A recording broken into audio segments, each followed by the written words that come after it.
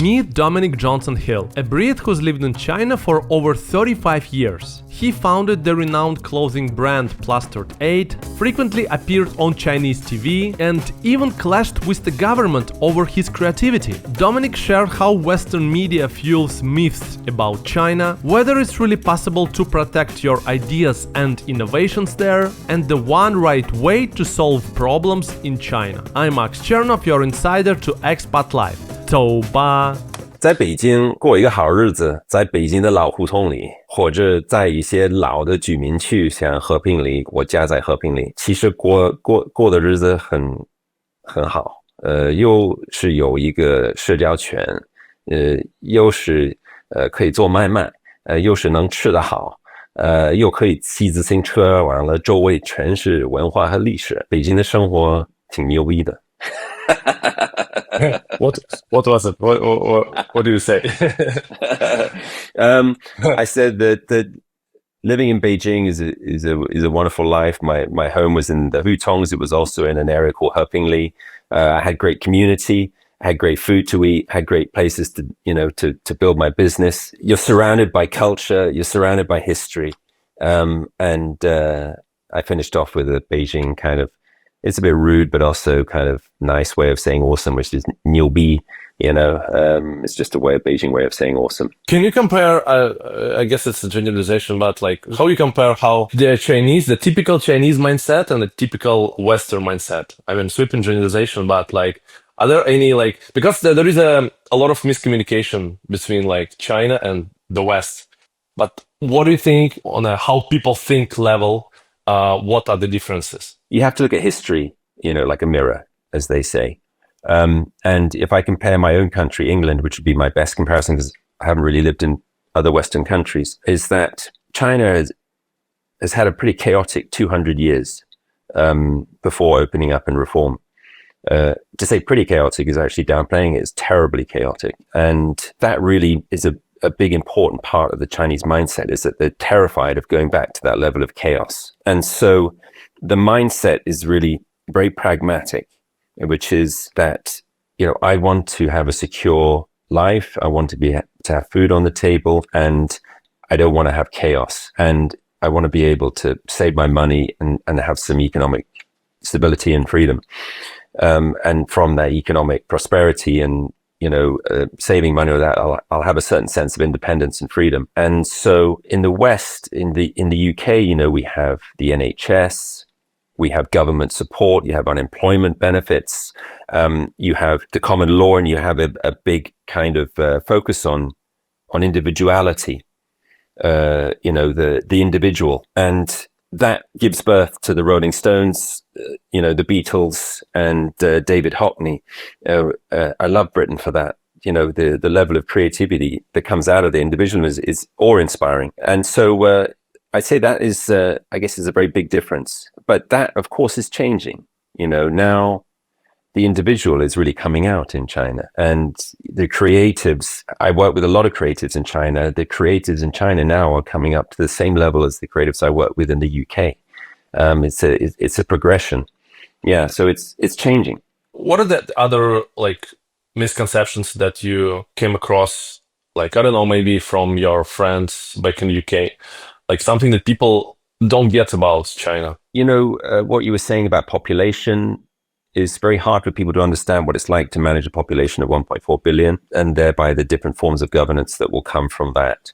I think a lot of people didn't understand policies, like crazy policies that the Chinese government managed to enact, like the one-child policy. There's a lot of common misconceptions that are sort of based around the fact that people are terrified of a government that they see as communist as well, because they don't really understand how the Chinese sort of socialist government works. I don't know. I mean, I think generally, people in Britain now are very, I saw the whole thing change. In the 90s, I'd come back to my local pub and people like, China, what the hell are you doing in China? and then in the 2000s, it was kind of like, oh, I've heard some stuff about China. Then the Olympics happens and they're kind of like, oh, you were really smart to move to China, And then different things happen, and COVID happened, and people are like, get out of China. So a lot of their views are based on stuff that they read in whatever media they pick up, whether it's a Rupert Murdoch paper or the Guardian or the Economist, is kind of what bends their idea of the country. But there's a shitload of misconceptions. It's just like in China, there's so many misconceptions about the UK, and at the beginning, nobody knew anything about. Well, I mean, I remember when I was in a hairdresser in the 90s and a fly landed on the mirror, and my hairdresser knew I was English. And she said to me, "Do you have flies in England?" I was like, "Yeah, we got flies in England." It was, and I remember she'd watched the film and she said, "Do all English people wear hats when they go to bed?" And it's because she'd seen a film about it. You get a lot of these misconceptions in China because, they're learning about the world right now. You always hear this saying, was, 你们外国人都是那样, you foreigners are all like that, because they put you all into one basket. Now, that's not them being racist. It's just like that's their understanding of the world right now, because they haven't traveled or they haven't gone out and seen it. They're misconceptions. So I think at the end of the day, one has to be patient, not get angry about these things. I just loved having conversations with your average Joe on the street about England, because they just wanted to know about it. Chinese people are very curious. I guess it's one of the actually misconceptions of what people think about China, that there is no like IP, no rights on your brand, and like Chinese just copy everything and that make it their own product. So that's what people, I know that many Americans think this way about China. And what's crazy now is a lot of that artwork that I created, it's really in the sphere. Like, people just know the artwork, but they don't know anyone owns it. So now, when I closed down my retail stores in China, I took all of my IP and moved it into a wholly owned foreign enterprise, a business, and I license it, right? Because people want to license it. But on any given month, I can probably make more money from litigation than I do from licensing. Only if you take the Chinese, I did a range of artwork which is based around Peking opera, figures, like a pop artwork thing, and did an East meets West thing with it. I mean, if you image search those artworks on Taobao, you'll find thousands of products. So I make quite a lot of money from litigation. So it's funny, a lot of people think there's no IP protection in China. Of course, it's a different level of IP protection in China than it is to the West. And there's good reasons for that. But you can also protect your IP, and you can, you find a good lawyer, you do a 50-50 split with them, you can make good money as well. When I started the initial range of 20 t-shirts, only 3 or 4 sold well. And it was all iconography. It was like the subway map, the subway, some old like metal mugs and stuff like that, like the retro kind of, vintage, that hadn't given birth yet in China. They hadn't had retro yet in 2006. I actually copyrighted the subway ticket. So as soon as it started to sell well, I just went down the trademark office, filled out the certificate, paid my 420 RMB to file a trademark, and I trademarked the subway ticket. So actually, I still own it because no one trademarked it. In China, it's first come, first serve. If you start a brand in China, you don't trademark it, someone can come and trademark it, right? They can literally steal it from you. So you need to be first in. If you've got an idea, trademark, the stuff. So whenever I reproduced artwork, especially in the last 10 years, we would trademark it, copyright it before we even put it onto market, quite often, because we wanted to protect it. So actually, there's a lot of old Chinese IP that nobody had trademarked, and I ended up trademarking it myself. So, that's a lot of those old iconography and images that I use, from old metal bowls to subway tickets. I trademarked them or copyrighted them. Yeah. To keep the best ideas from this interview, I'm using Proactor AI right now. It automatically transcribes the entire conversation and gives me key takeaways. It also creates a smart summary that I can share with my subscribers on other socials right away, or just keep for later. Plus, it highlights the key facts and details you don't want to miss, so everything stays clear and easy to use. I can ask any questions about this interview in the chat and even get quick AI advice, or use time codes to find the part I need to rewatch. It's like having a producer who makes sure nothing important slips through. Of course, I still love rewatching the full conversation, but sometimes I just need the highlights, and Proactor AI gives me those instantly. That way, I can just dive back into the interview. For you as a creative person, like, have you ever experienced any censorship or like creative pressure in terms of like, so you're not supposed to do this, you're not supposed to think this, because like it's not that common that you're in creative industry, like from foreign country living in China. A lot of the stuff we did within my brand was considered slightly subversive, or let's say cheeky or naughty. I think as an artist, in some ways, it's kind of a responsibility to be naughty. I love it. I think Since so. I was as a child, I loved to be naughty. I still love to be naughty. I'm a very childish person. But yeah, I certainly I crossed the line a couple of times, got in trouble. It was quite scary. Or like what, if you can say about it? Like what's any example, like how you cross Yeah, the yeah, line yeah. or how someone can cross the line? With politics, things shift and change, right? And some issues become very important. One day they're not so important, the next day they're very important. And then you could be playing around with that. So I give you an example. In 2016, I had an idea. You know, my brand was a t-shirt brand or a streetwear brand. I see it more just as an art brand. But my core product was t-shirts, but I would always interject products that I thought would be fun, that probably wouldn't even sell. And then one day I was contacted online by a guy. He asked me if I'd do some product design for him. He was a Canadian guy who wanted to sell fresh air into China. And I thought, this is such a bullshit product. You know, you buy a pressurized can of air, you're going to breathe it for less than 1% of any day. It's just a gimmick, right?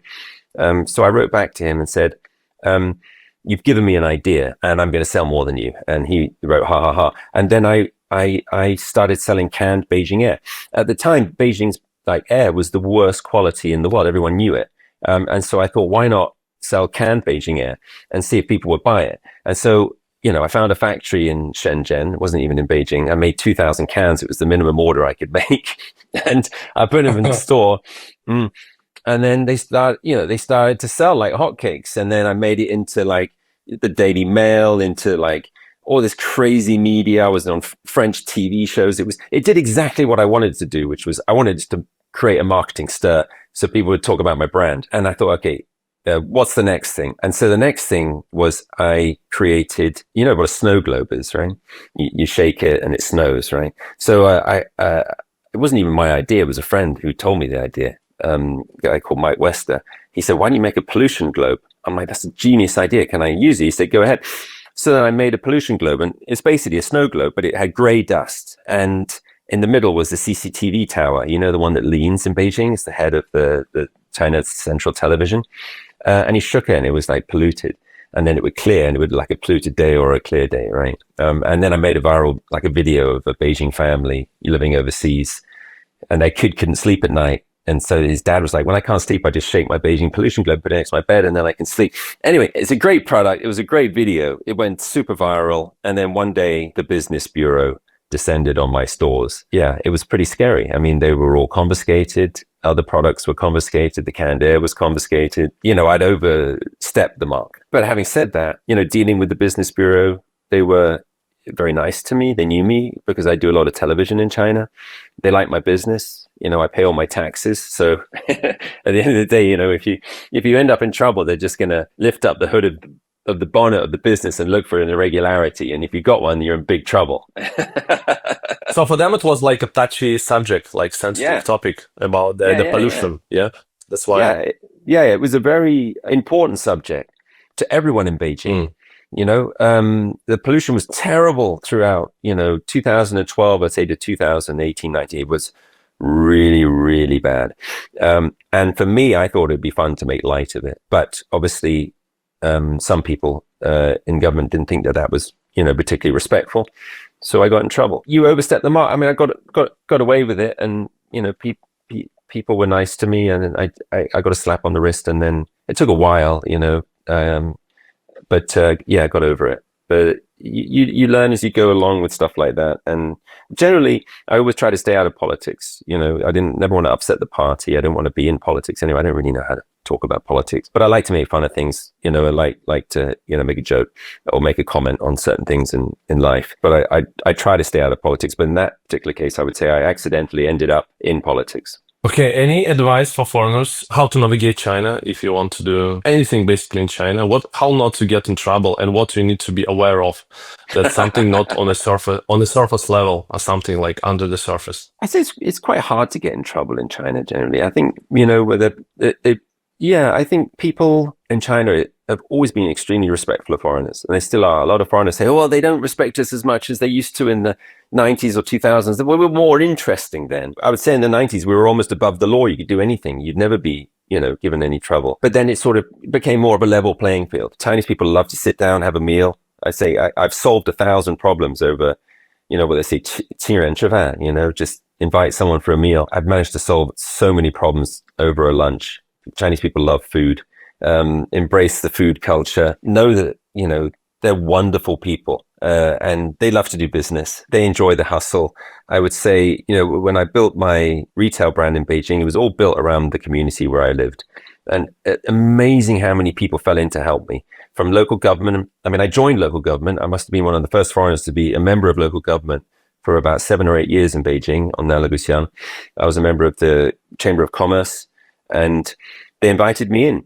In fact, they elected me in. It's just absolutely mind-blowing of just how welcome you are in every facet. I lived in a shared courtyard. So I lived in old Beijing in a courtyard house, which I shared with 5 families. And my family. So I have, 4 children, and then I shared it with 5 other families. My children grew up in those homes. They went to the local schools. I worked in local government. My business was on the hutong, on the street we lived in. We were welcomed with open arms. Of course, you're always perceived as a foreigner. You're never not going to be a foreigner. I'm never going to be Chinese, but they were incredibly open to me being a businessman there, being involved in local government in terms of policy of how to, market and develop the street that we lived on into a commercial street. You can really get involved in China if you have an open mind, try your hardest to learn the language, the culture, treat people respectfully. You can do incredibly well. I think as long as you're curious and you're open to it, and things are going to be different. Eating styles will be different. Someone, might light up a cigarette at the table and fart, but that's not an insult. That's just someone having a great time, So just be open to it all, and then I think life is beautiful. Hey guys, just a quick announcement. Don't skip. I'll be running a 3-day workshop called Fast Track to Views and Profits on YouTube. If you ever wanted to start your own channel, this is the best way to do it. You will learn how to choose the most profitable niche and how to beat the YouTube algorithm. You're gonna love it, I promise. Link in description, so sign up if it's for you. And now back to the video. I've heard from different people that Beijing is very different. If you're in Beijing, very different from your experience being like in Shenzhen or in Chongqing. So Beijing is like the very unique in a way. It's like super old and like a lot of like history and culture in your face. So I guess it's like it can be different in China for you, right? It's like life in Shenzhen versus life in the village versus life in Beijing is like completely different experience, I guess. Actually, Beijing's not that old when you compare it to old Chinese cities, like in Hebei, like Hangdan, something like that. It's like 3,000 years old. Beijing's not really that old. It was kind of purposely built. And it was built in a strange place because it doesn't really have any water. But it's the center of power, right? Zhongnanhai, is where the government is. And you feel it in Beijing. You feel that sense of power, of governance there. Yeah, for sure, you do. I like that. I think, it's a political center. And through the 90s, it became a very kind of liberal place because the embassies were there. And so, that's where we started doing, the parties. The party scene opened up there. The Beijing rock bands were some of the best, that's where Cui Jian and, Hei Mao, I don't know, there were so many, great bands that came out of Beijing. So yeah, it was, in the 90s, it was this kind of, you felt like it was almost a revolution going on there, right? It was so exciting.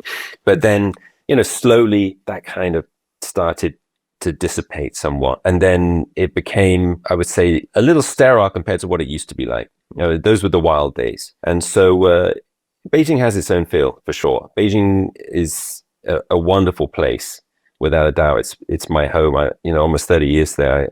I still feel like it's home. But it's very different to a lot of Chinese. But every Chinese city you go to has its unique feel. Maybe sometimes on the exterior, foreigners might feel a lot of cities can look quite similar. But as with any city, once you get to know its culture and its people, it's everyone is very, very unique. 1993, I guess it was like very different China compared to now. It's like two different countries, basically. Yeah.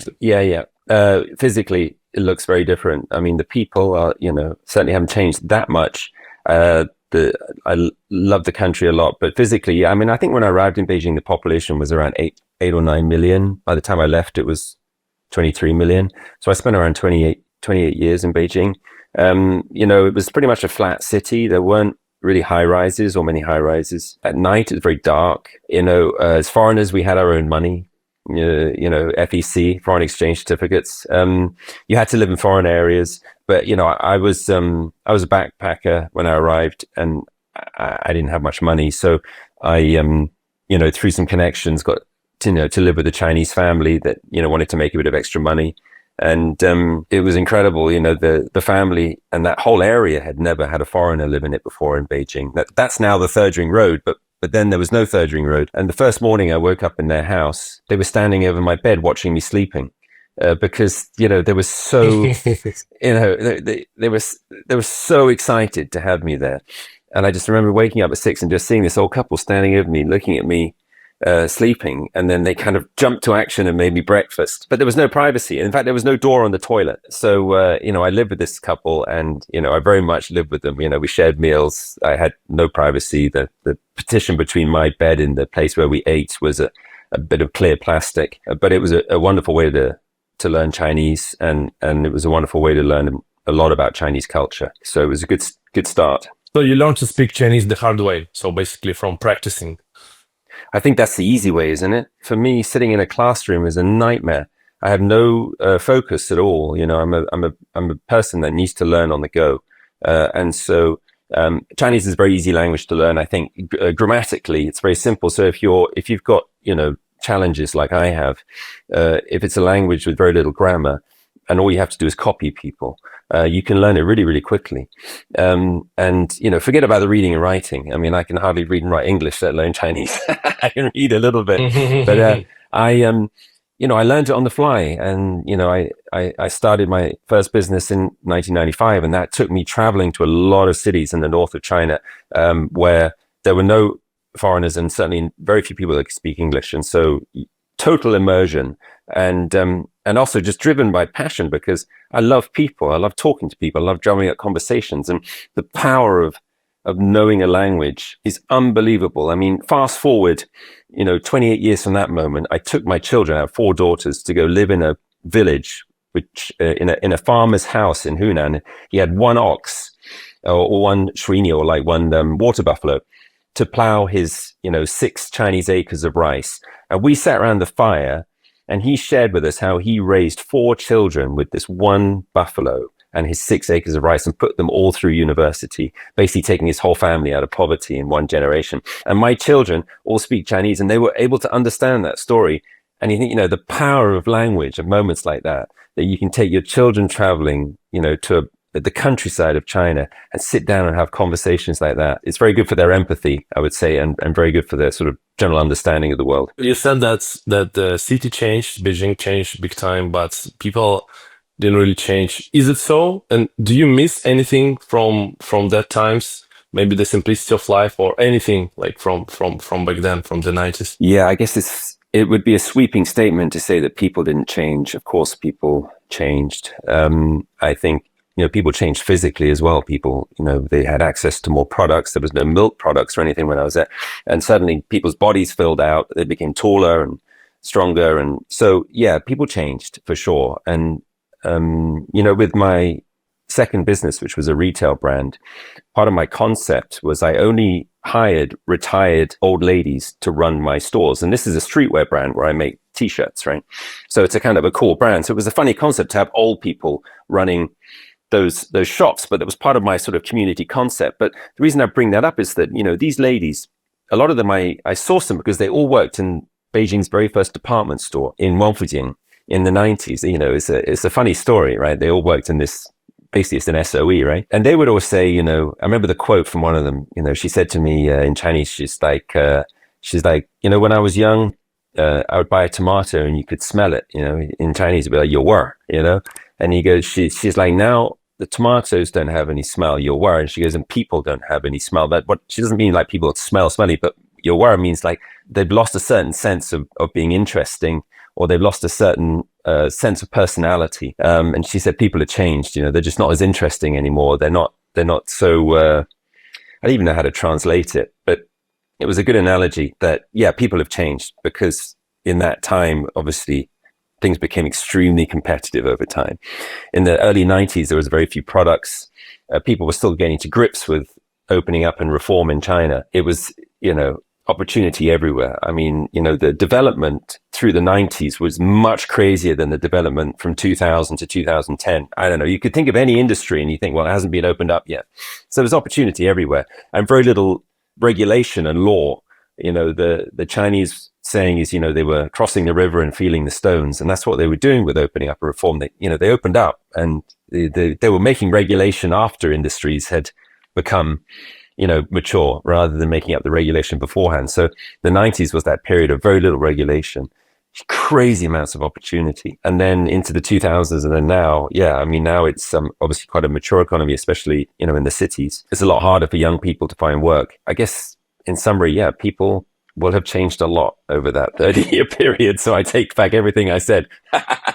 If you're a frequent traveler or digital nomad, tired of expensive roaming charges and constantly changing numbers, today's sponsor, Phones, is worth checking out. With an eSIM, you are online the moment your plane lands. I love it. I use eSIMs all the time and it saves me a ton of time and stress while traveling. Phones is a global wireless carrier. One simple plan gives you unlimited data, calls and texts in over 100 countries for a flat monthly rate. No roaming fees, no extra charges, just one plan that works everywhere. You can even get a physical SIM card just in case. Phones gives you a local numbers in the UK, Hong Kong and a few other countries. So it's simple to use local apps and services when you travel. And the best part is you can activate it anywhere in the world and stay abroad as long as you want. So if you want a simple mobile plan with no hidden fees, check out the link in description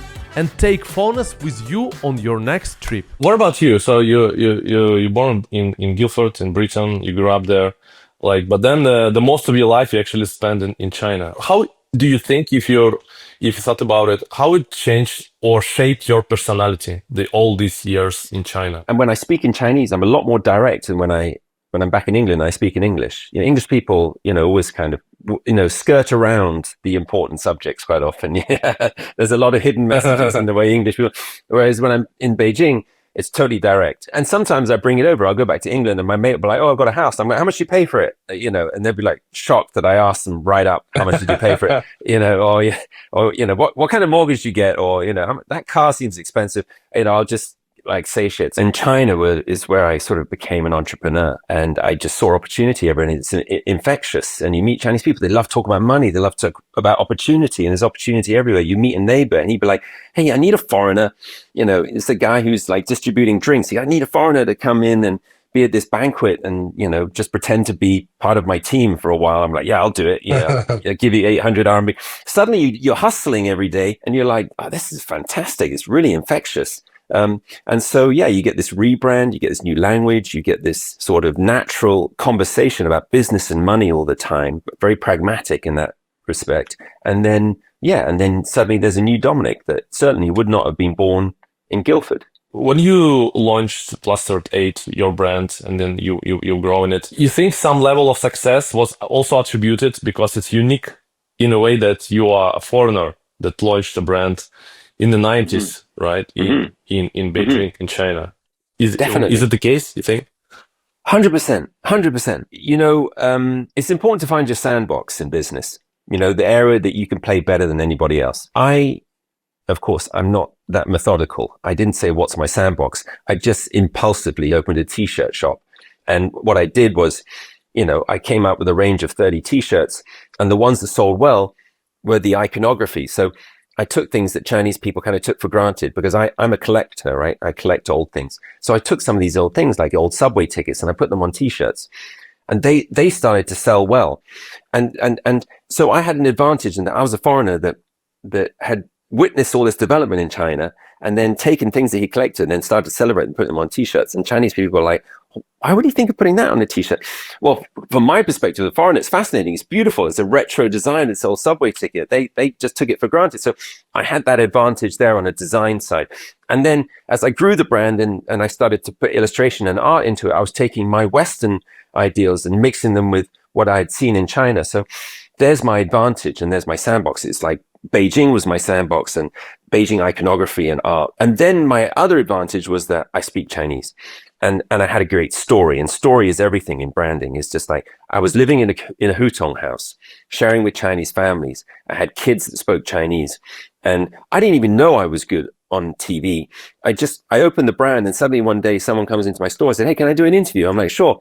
And then she gets the camera out, does the interview. It ends up on a television channel somewhere down in the south of China.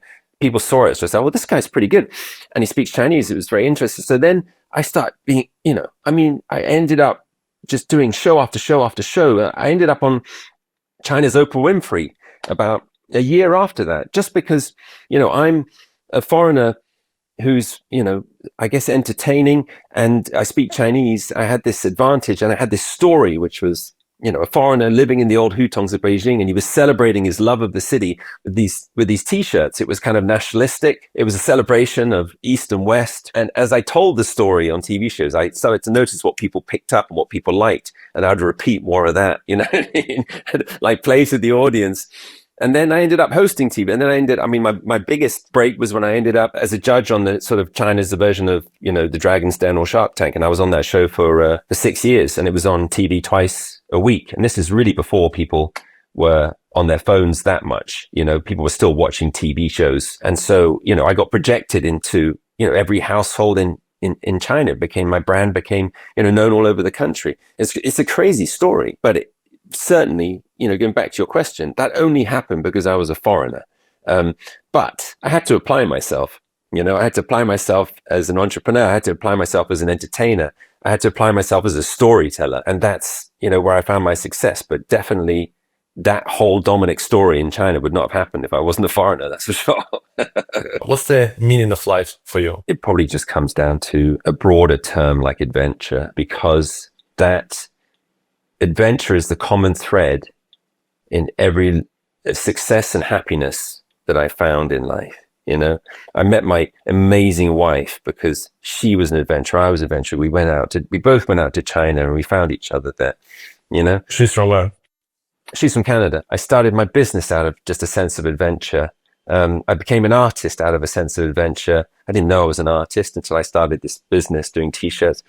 It's all to a certain level tied to adventure. And what I mean by adventure is actually scaring the shit out of yourself sometimes. I think the mornings that I wake up terrified are the days that I change my life. And it's very easy to embrace an easy life or a more certain life and get a job that's going to pay you a salary and just tick along like that. But adventure, like true adventure, it's not an adventure until something goes wrong, basically, is the saying, isn't it? Right? So for me, the meaning of life, it has to be adventure, because looking back, that's what has given me the most wonderful life I could ever imagine. And looking forward, I still have to fucking do that if I'm going to be able to continue to challenge myself and do incredible things and express myself.